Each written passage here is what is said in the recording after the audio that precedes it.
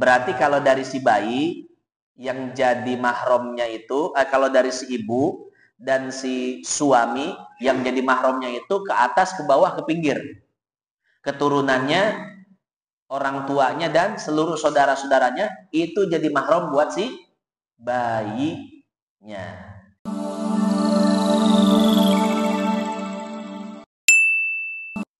Assalamualaikum warahmatullahi wabarakatuh.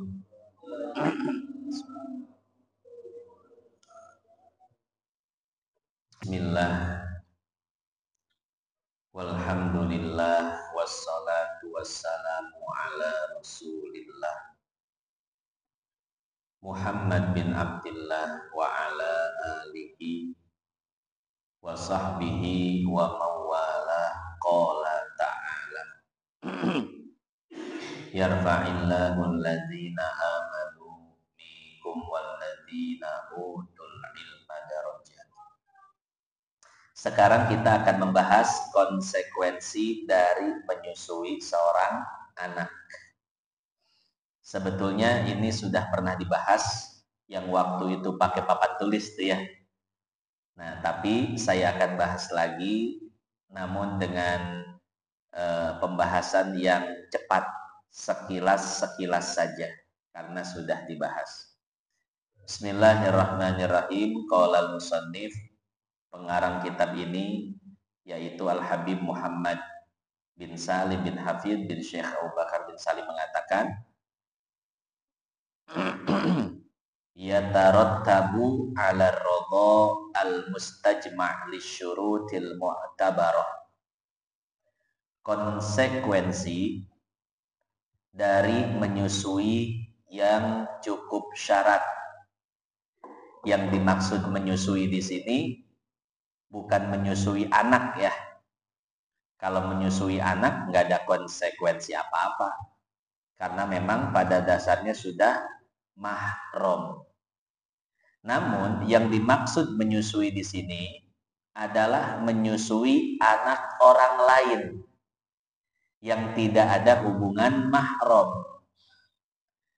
Nah, apa konsekuensi dari menyusui anak orang lain yang tidak ada hubungan mahramnya? Di sini disebutkan, an-natiflar rodi, sesungguhnya anak kecil yang disusui, yasiru ibnan lil murdiati, dia akan menjadi anak bagi perempuan yang menyusuinya. Pada awalnya si perempuan yang menyusui dan anak yang disusui tidak ada hubungan ya, tapi setelah disusui dan menyusuinya itu cukup syarat, maka si anak tersebut menjadi, anak kecil tersebut menjadi anak bagi si perempuan yang menyusui. Walaupun secara biologis bukan anaknya, tapi secara syariat dianggap anak. Fatahrumu alaihi hiya wa usuluha wa furu'uha wa hawashiha. Maka menjadi haram atas si anak tersebut. Siapa yang menjadi haram? Usuluha, orang tua si ibu yang menyusui. Nah, artinya selain si ibunya itu ya. Jadi pertama yang menjadi haram iya si ibu yang menyusuinya. Yang kedua usuluha, orang tua si ibu tersebut. Wa furu'uha. Yang ketiga anak-anak si ibu tersebut. Wa hawashiha, dan saudara-saudara si ibu. Jadi konsekuensinya adalah si bayi yang disusui itu menjadi mahram. Mahram si ibunya, mahram orang tua si ibunya, mahram anak-anak si ibunya, dan mahram saudara-saudara si ibu. Jadi mahram semuanya. Kama yasiru ibnan aidan li sahibil laban. Sebagaimana si anak tersebut menjadi anak bagi yang memiliki susu. Siapa yang memiliki air susu itu? Min zaujin, pertama yaitu suami. Jadi si anak tersebut pun menjadi anak suami ibu yang menyusui. Misalkan anaknya adalah anak perempuan. Berarti si anak perempuan tersebut satu ketika dia dewasa dan akan menikah, maka dia tidak boleh menikah dengan suami si ibu yang menyusuinya. Kenapa? Karena suami si ibu yang menyusui sudah dianggap sebagai ayahnya secara syariat. Walaupun bukan ayah biologis ya, tapi ayah secara hukum syariah. Jadi sohibul laban, si pemilik susu itu adalah suami dari ibu yang menyusui tersebut. Biasanya. Artinya apa? Artinya kalau timbulnya susu itu karena sebab hubungan suami istri. Tapi kalau timbulnya susu tersebut karena hubungan badan yang syubhat. Masih ingat gak hubungan badan yang syubhat? Ya, hubungan badan syubhat ini ada dua.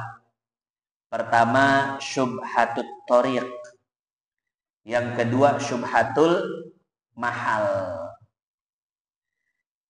Kalau syubhatut thoriq yang bagaimana? Masih ingat gak?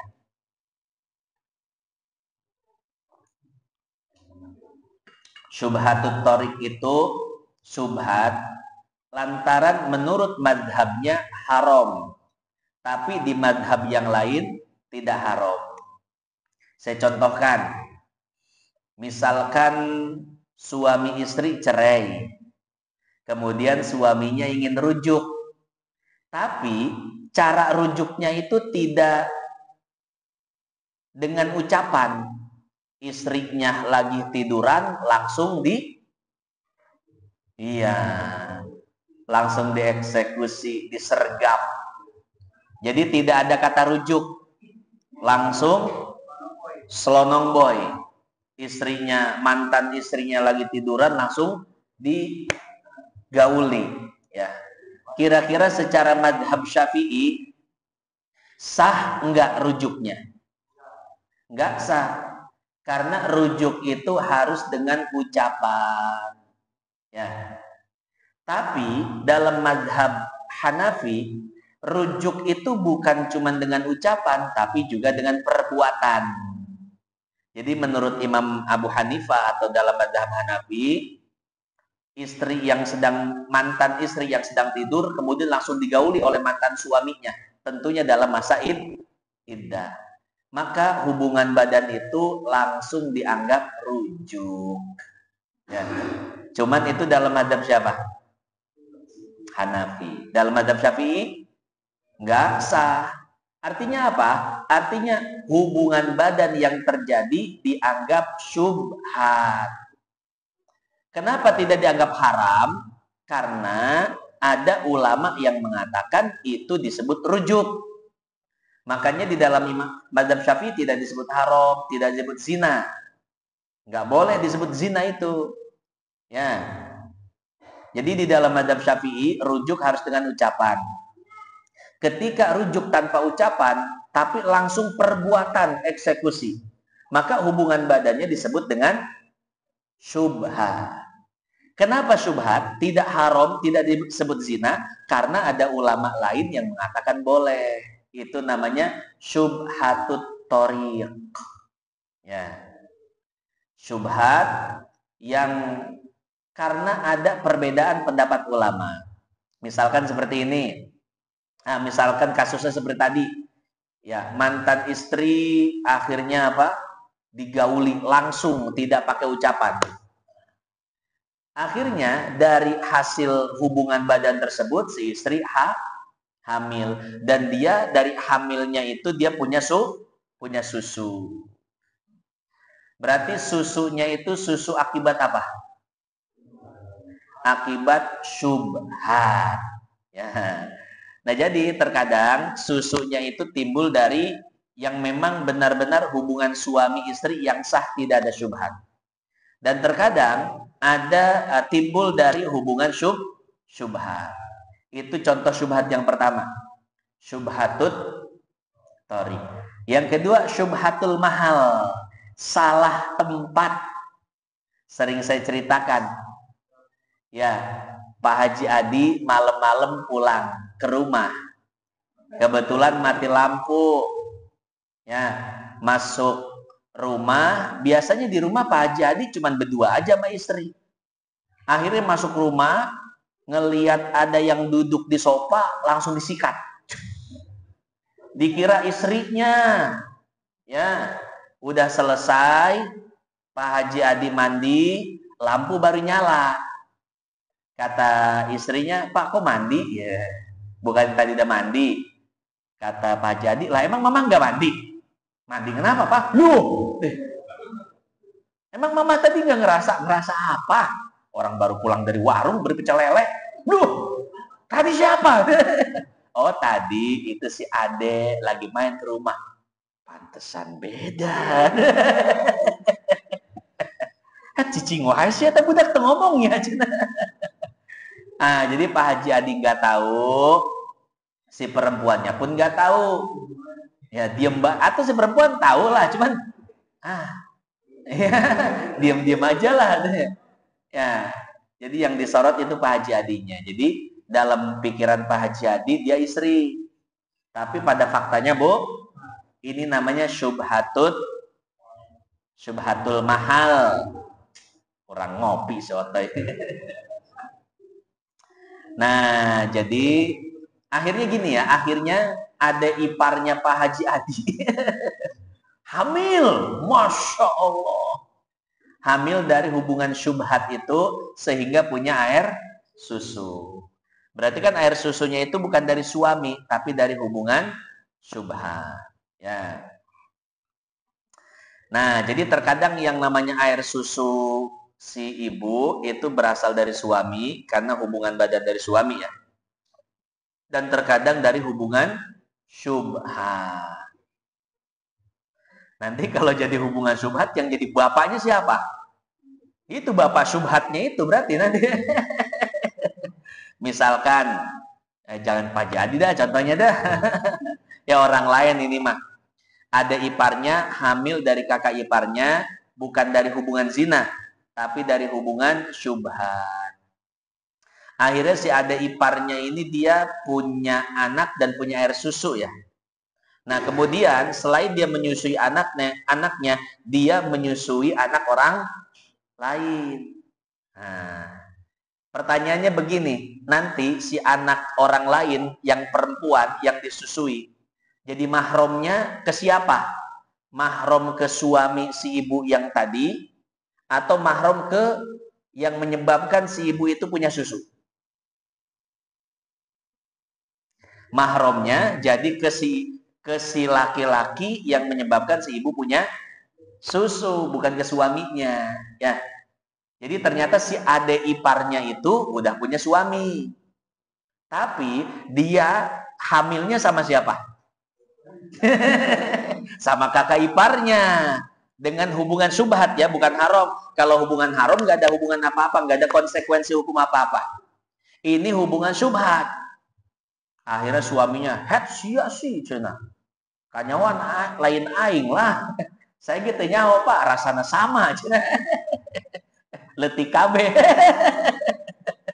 Ya, iya jadi si perempuan menyangka itu suaminya, si laki-laki menyangka itu istrinya, sama-sama tidak tahu karena mati lampu. Iya, nada deringnya sama, ya kan? Badan kecil-kecilnya sama. Hah? Iya, ya. Kalau kembar sih nggak kelihatan ya, karena gelap. Ini mah nada deringnya sama. Sama lah semuanya, badannya sama, ya dan lain sebagainya. Sehingga terjadi syubhat itu. Tapi kalau seandainya di tengah-tengah hubungan badan kayak bukan istri saya ini ya, nah, itu harus dihentikan dulu itu. Jangan bodo amat. Ya, tanggung, jangan ada kata tanggung ya. Nah, jadi pertanyaannya tadi, yang punya susu siapa? Suaminya atau kakak iparnya? Kakak ipar. Berarti ketika si perempuan ini menyusui anak orang lain, maka si anak susuannya itu menjadi mahram bagi si kakak iparnya, bukan bagi suaminya, ya. Nah, itu. Makanya di sini tidak disebutkan si anak menjadi mahram suaminya. Enggak. Karena belum tentu. Tapi si anak itu akan menjadi mahram sohibil laban. Siapa yang memiliki air susu itu. Ya. Karena tadi yang memiliki air susu itu adalah yang menyebabkan air susu itu keluar. Siapa yang menyebabkan? Kalau suaminya yang menyebabkan, hubungan badan punya anak kan ada air susu. Berarti air susu itu suaminya. Punya suaminya. Suami yang disebut sohibul laban. Tapi kalau seandainya dari hubungan syubhat yang tadi, sehingga si perempuan hamil punya air susu, maka air susu tersebut milik kakak iparnya. Ya, ini yang nggak sengaja ya. Cuman yang nggak sengaja sih kayaknya jarang. Kebanyakan yang sengaja. Yang selingkuh sama ipar. Hati-hati ya. Ini bapak-bapak punya istri. Kemudian istri punya adik ipar. Masih SMA. Muka sama. Ya enggak? Tapi lebih seger. Itu hati-hati ya sama ipar. Seperti yang sering saya jelaskan, ipar adalah maut. Itu bukan kata-kata ulama, tapi itu hadis sahih riwayat Imam Bukhari. Al-hamwu al-maut. Ipar adalah kematian. Kenapa ipar kematian? Karena kalau selingkuh sama ipar nggak ada yang curiga, mah. Naik motor bareng, tetangga bilang iparnya, saudaranya. Tapi kalau pesen di micet ketahuan nggak? Lo langsung ketahuan. Ya, naik motor nih sama cewek-cewek micet. Ya, tetangga langsung gosip, pak, ketahuan. Tapi kalau sama ipar, siapa yang curiga? Nggak ada yang curiga, bahkan istri kita pun nggak curiga. Ya, Pak, anterin si Ade. Ya, kesempetan nih. Ya, si adenya juga centil pengen. Kadang istri nggak tahu juga, Pak. Hati-hati sama ipar ya. Nah, jadi contoh yang saya sebutkan tadi yang nggak sengaja sebetulnya hampir nggak ada ya. yang banyak itu yang sengaja. Hati-hati yang sengaja nih sama ipar ya. Nah, selain si bayi itu menjadi mahram bagi ibu susuannya dan seluruh keluarganya, ternyata si bayi susuan itu menjadi mahram bagi si pemilik susu tersebut. Siapa pemilik susu itu? Bisa jadi suami, bisa jadi yang lainnya. Wala tanqati'u nisbatul labani an sahibihi. Air susu tersebut tidak terputus dari pemiliknya. Ya. Wa in talatil muddah jiddan. Sekalipun masa air susunya itu sangat lama. Si perempuan itu punya air susu dari hasil subhat. Maka selama air susu itu ada, maka selama itu pula itu air susu dianggap milik si yang subhat itu, ya. Tidak terputus seberapapun lama masaknya. Awin qata'a tsumma ada, atau pernah terputus tapi kemudian air susunya ada lagi, masih tetap milik si yang syubhat tersebut. Illa biwiladatin min akhar. Kecuali si perempuan itu melahirkan anak lagi. Si perempuan punya air susu dari hasil syubhat. Kemudian dia hamil dari suaminya. Nah, setelah hamil dari suami, kemudian air susu tersebut mau sempat berhenti atau mau nyambung terus. Tapi jika dipisah oleh melahirkan, dengan kelahiran yang baru, maka air tersebut milik suaminya, milik orang yang menyebabkan kelahiran tersebut.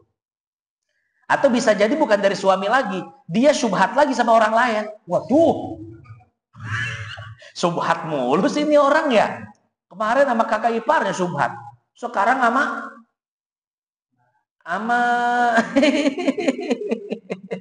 ya sama pamannya, paman ipar yang syubhat. Waduh, maka ya mungkin, ini mah mungkin ya, kita lagi cerita. Maka ketika dia melahirkan anak dari hasil hubungan syubhat dengan pamannya, maka susunya pindah ke pemilikan. Yang tadinya dari kakak iparnya menjadi milik paman iparnya, ya. Nah, jadi seperti itu.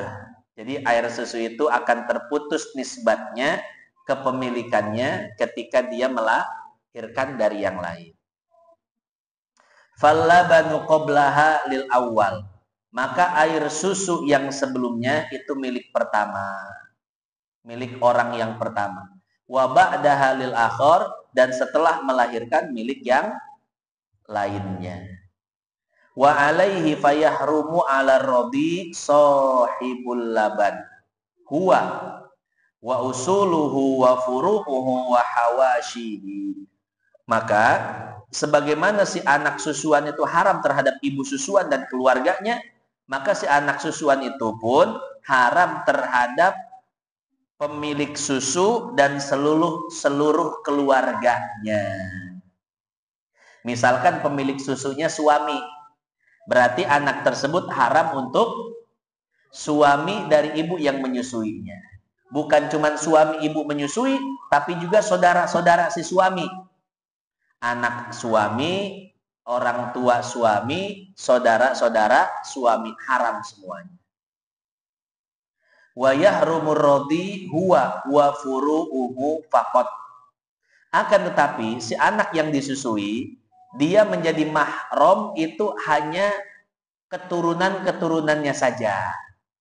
Adapun orang tua si anak tersebut dan saudara-saudaranya itu tidak jadi mahram bagi si ibu dan suami si ibu yang menyusui. Artinya apa? Artinya misalkan si ibu menyusuinya janda. Kemudian si anak yang disusui bapaknya duda. Berarti si ibu yang menyusui, yang janda itu, boleh nggak menikah dengan bapak si anak yang disusui? Boleh. Kenapa? Karena si ibu menyusui, jadi mahram si anak dan keturunan si anaknya saja. Jadi mahram si bayi yang disusui dan keturunan si bayi yang disusui saja. Adapun orang tua si bayi dan saudara-saudara si bayi, itu tidak jadi mahram bagi si ibu. Sampai sini paham ya? Berarti kalau dari si bayi yang jadi mahramnya itu, kalau dari si ibu dan si suami yang jadi mahramnya itu ke atas, ke bawah, ke pinggir. Keturunannya, orang tuanya dan seluruh saudara-saudaranya itu jadi mahram buat si bayinya. Tapi dari si bayi itu yang jadi mahram hanya keturunannya saja. Ibunya si bayi, bapaknya si bayi, kakak-kakaknya, adik-adiknya si bayi, itu tidak jadi mahram untuk si ibu yang menyusukan dan untuk si pemilik susu, air susu tersebut. Alal murdiati wa ala sahibil laban wa usulihima wa furu'ihima wa hawashihima. Seperti tadi yang dijelaskan. Wahina idzin fatasiru abaul murdiati wa sahibul laban ajdadar radi'i. Dan ketika itu maka orang tua si ibu yang menyusui dan orang tua si pemilik susu, si pemilik air susu itu jadi kakek dan nenek si bayi yang disusui. Wa ummahatihima jaddatih wa auladuha ikhwatahu wa tihi wa ikhwatal murdi'ah wa akhwatiha wa akhwalahu wa akhwalatihi. Dan saudara-saudara si ibu menyusui dan si pemilik susu itu menjadi paman-paman dan bibi-bibinya si anak yang disusui. Jadi saudara si ibu dan saudara si bapak jadi bibinya. Wa ikhwatu sahibil laban wa akhwatihi a'mamahu wa ammatihi. Sementara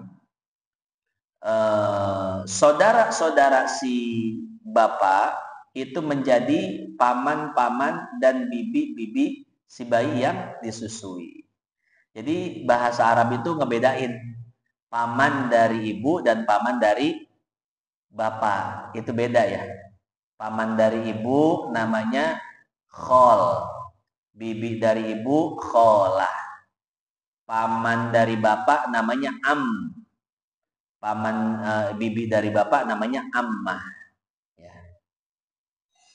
Kalau onti bahasa mana onti?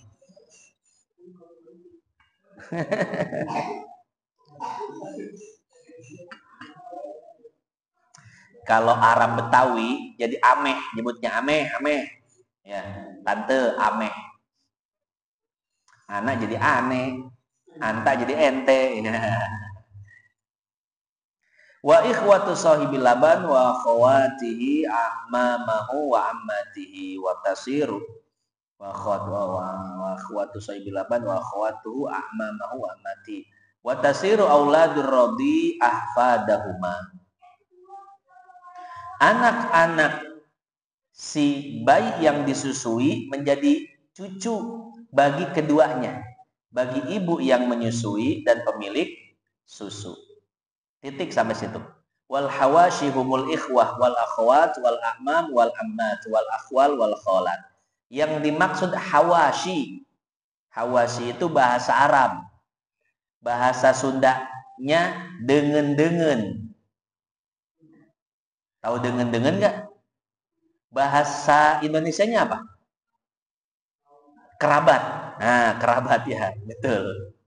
Bahasa Arabnya hawashi, bahasa Indonesianya kerabat, bahasa Sundanya dengen-dengen. Nah, dengen-dengen ya, itu adalah saudara laki-laki, saudara perempuan, paman dari ibu, bibi dari ibu, paman dari ayah, bibi dari ayah. Itu namanya al-hawashi, saudara-saudara bapak dan ibu. Wa qad nazama ba'duhum ma yatarattab 'ala radha biqaulih. Sebagian ulama telah membuat syairnya. Wa yantashirut tahrimu min murdi'in ila usulin fusulin wal hawashi minal wasat. Wa mimman lahu durrun ila hadhihi wa min radi'in ila ma kana min far'ihi faqat. Dalam bait yang lain min furu'ihi faqat. Artinya apa? Wa yantashirut tahrim. Hubungan mahram itu menyebar. Min murdi'in, dari ibu yang menyusui, ila usulin fusulin wal hawashi minal wasat. Dari si ibu yang menyusui, yang menjadi mahram itu adalah orang tuanya, anaknya, dan saudara-saudaranya.